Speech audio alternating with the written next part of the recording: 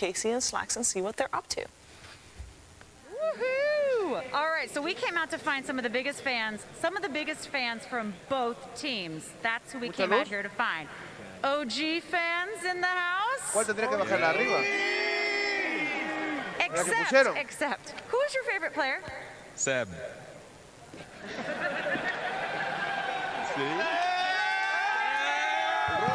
I know he's back there. I come out of the crowd, I'm like, OG fans. They're like, me.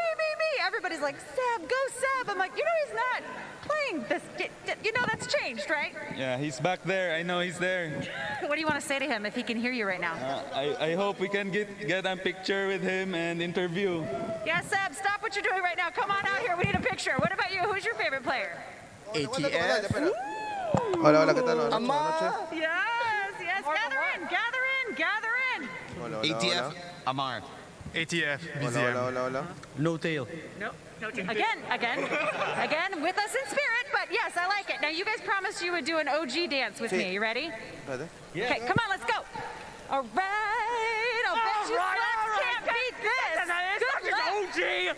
Cut the camera. There's other teams out there. In fact, the Gaming Gladiators. We found the literal Gaming Gladiator. Celebrate. Is anyone here a GG fan? All right. These people need to get motivated. The boys need to hear you in the back. Please give us a rousing speech, Mr. Gladiator. I give you a mic. Give us a Gladiator fans, are you not entertained? Yeah! We never give up. We're gladiators. We're strong physically. We're strong mentally. We're never out. GG. Next game. Let's go. Hell yeah, let's go! I want the game 3. I know the Gladiators do. I know the OG fans do. Casey! Game 3! Oh, that is a great impression. Thank you very much, and we'll put it back to you guys. Whose hat is this? Don't worry about it. You steal drinks and I got the What lights. do you do here? That's not good. Yes. All right, well, thank you very much, Slacks and Casey. You got quite some fans in the arena indeed. Are you doing well, Jenkins? What do you got well? there, Jenkins? Some sauce OGs, huh? I don't get it. Sausage. Yeah, speaking about OG, I feel like the last game, the fact that they built 2 Midases, they knew that they could basically hold out the early to mid game, and then eventually the timer was on Gaming Gladiators. It really was? Yeah, that's it. That's all. Okay, well, with that said, let's focus our attention on what the teams are actually discussing right now, because we've only had 2-0s, and these teams, they're very well aware of it, and as we heard earlier today, momentum and confidence plays a big part in the current meta because of the extra duration of the games. Jenkins had a perfect explanation earlier today. But that means that there's extra pressure coming into the teams during these 10 minutes.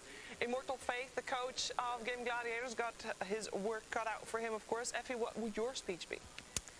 My speech? Yes. I would say, don't give up, guys. Ooh. I'm not sure if that would do the trick. I'm motivated. I would take this gladiator guy from the audience and put him That guy. like, do the speech for me. That's true. They should find that guy and just put him in the booth. Do the speech. Yeah. No, but I think that Gladiators really are onto something, because that game didn't look bad. Like I said, the map just kind of got out of control for them. Their heroes were not equipped to play the same macro game that OG's heroes were. But those first 25 minutes, they really had the right idea, because as we see with OG, they're still not playing the Wraith Pact offlaners, and when a team like Gladiators does group up for the 5-man... First picked up by OG, Gaming Gladiators knew that this is going to be a support Naga. They ended up banning out some carries at the end, because they knew that Naga was not going to be in the hands of Yuragi there at the end. It's going to be interesting. We said before it was one of the lowest ones, and these players, they can play different heroes. Also, like Boom did great. He did extremely well. We saw a game against Fnatic when he popped off completely on the Storm Spirit during the DPC. His Ember Spirit, his Storm Spirit were one of the best tools, something that did lift this team up quite a bit. So maybe go that route, like give him constant pressure on the map.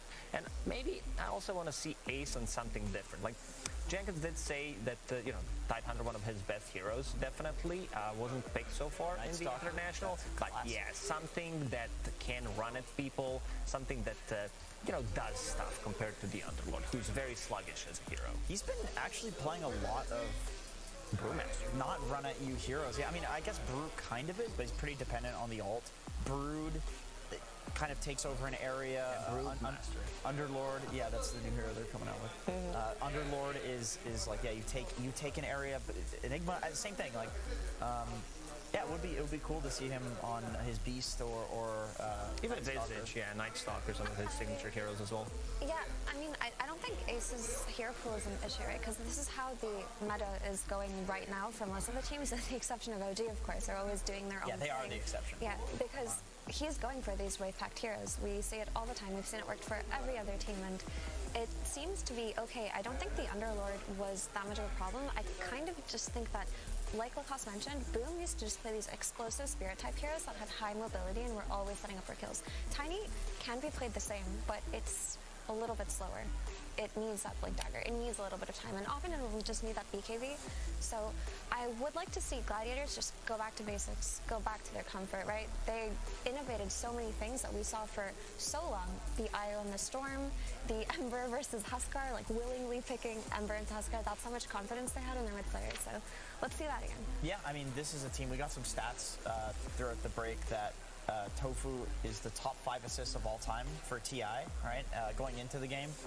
And yeah, that's the finished. And Durachi also has average GP, is the highest average GPM in this TI. It is time to get into it. It is time for game number 2. Diamond Gladiators versus OG. Game 2. And if we want Tofu to once again get high assist numbers, he needs to play something else. Yes. Other than Silencer. I think that was a part of the problem, to go back to Jenkins' point about him being very active in terms of the assists. You get assists for pressing global. Now they changed that. If you silence somebody and they die, you get the assist for it. Do you actually? Yes, you do. Yeah, it counts on the ticker as an assist. Okay, so that for silencer with the refresher this game. Yeah, just maximize your assist stats. It counts because it's a debuff, and all debuffs count as assists. It used to not, though. Now if you're spear picker charging somebody and they die, you get an assist. You actually get gold for it now. That's always been that way. No, it wasn't. Yes, it was. No, because if something didn't take damage, you would not get the assist. That's not true. I used to play Spear Breaker 2 years ago and just get so many assists charging heroes that aren't. Well, yeah, but we're old. I mean, 2 years ago, it might have actually been when they patched it. I'm talking about like 4 or 5 years ago. Just so you guys know, how you try to like make your stats better than they actually were in Dota games? I used to do that with Spear Breaker all the time. When I knew the hero was dead, I would just charge it anyways. Like, give me that assist to make me look good.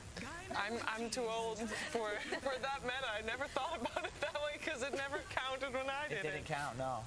All right, we're in the draft here. We got ourselves Gaming Gladiators on the Radiant side this time around, so they swapped around.